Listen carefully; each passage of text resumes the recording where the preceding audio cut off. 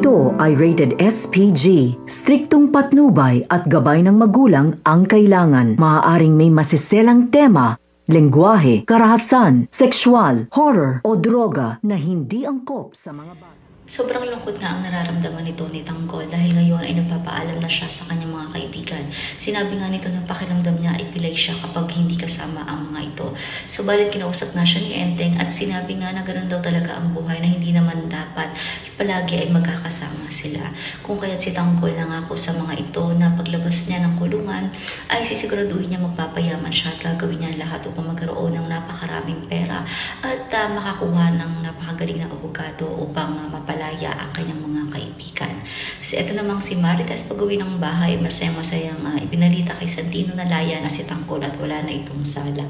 Tuwang-tuwa naman itong si Santino, ngunit minasama nga ni Rigor ang reaksyong ito. Sinabi nga niya na bakit natutuwa siya ay hindi naman daw mabuting tao ang kapatid nito. Samantala makikilala na nga nito ni David ang kapatid nga ng kanyang mortal na kaaway na si Pablo. Yan ang mga dapat nating abangan dito nga lang sa FPJ's Batang Quiapo.